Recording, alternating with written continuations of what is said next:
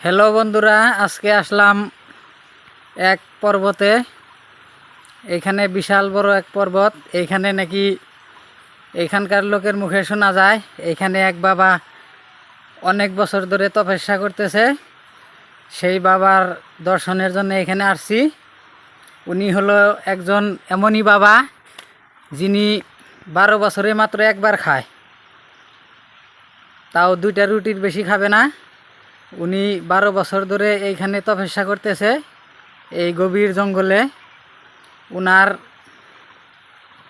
জন্য এই জঙ্গলের মাঝখান থেকে খাবার আসে, সেই খাবারই খায়।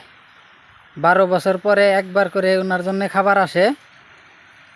এই তো পেয়ে গেছি, এখন যাব এই বাবার সঙ্গে দেখা করব। দেখো কি সুন্দর এই গভীর বন জঙ্গলে, হাজার হাজার কিলোমিটার, নাই কোনো ঘর বাড়ি বসতি, কোনো জীবজন্তু ভরা এই বন জঙ্গল। এটা হলো অনেক বড় পাহাড়, চারুদিকে শুধু পাহাড় পাহাড়। এই জায়গায় আসা বড়ই মুশকিল। আমি অনেক দিন আগে খবর পেয়েছি, পেয়ে 1 বছর ঘুরে ঘুরে ঘুরে ঘুরে এই পাহাড়ের খোঁজ পেয়েছি। তারপর আজকে আসলাম, 2 মাস ধরে আসতেছি, বাস আজকে বাবার দর্শন পাইছি। এই বাবার দর্শন পাওয়া খুবই দুর্লভ, যার সার সঙ্গে দেখা দেয় না। উনার হঠাৎ করে কখনো দেখা যায়, তারপরে আবার গভীর জঙ্গলের ভিতরে হারিয়ে যায়। দেখো কি সুন্দর মনোমোহ দৃশ্য। ইনাকে দেখার জন্য লাখ লাখ মানুষ পাগল হয়ে থাকে, কিন্তু সবারই নজরে আসে না। হঠাৎ করে কখনো এই ঝর্ণার সামনে ইনাকে তপজপ করতে দেখা যায়। আজকে আমার কপাল ভালো, আমি অনেক চেষ্টার কত সুন্দর জায়গায় ইনি ধ্যান করতেছে।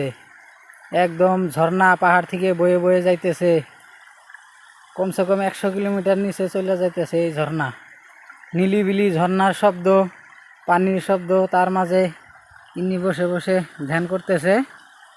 ইনাকে দেখার জন্য দেশের বিভিন্ন প্রান্ত থেকে হাজার হাজার মানুষ আসে, কিন্তু ইনার দেখা পায় না।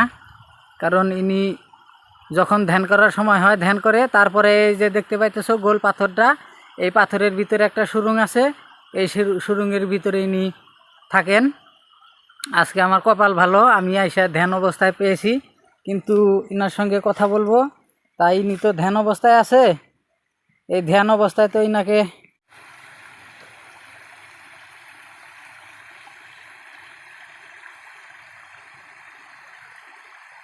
করার জায়গা, এইখানে থাকে উনি, এই গোল পাথরের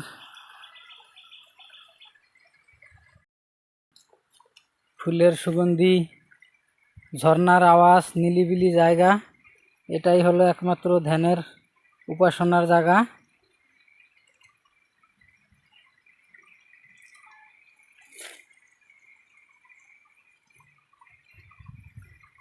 সাধু সন্ন্যাসী বা অনেক বাবা দেখেছি, কিন্তু এই জীবনে প্রথম এরকম এক বাবার দর্শন পাইলাম, যিনি সর্বক্ষণ ধ্যানে মগ্ন থাকে।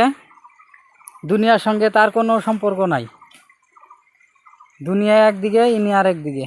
ইনি শুধু ধ্যানে মগ্ন থাকে সর্বক্ষণ। খাওয়া দাওয়া কোনো কিছু ইনাকে আকৃষ্ট করতে পারে না। দুনিয়াদারি, লোভ লালসা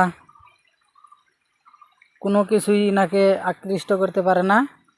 ইনাকে শুধু একজনই আকৃষ্ট করেছে, সে হলো উপরওয়ালা। দুনিয়াদারি সব কিছু ছেড়ে হয়ে যাবে।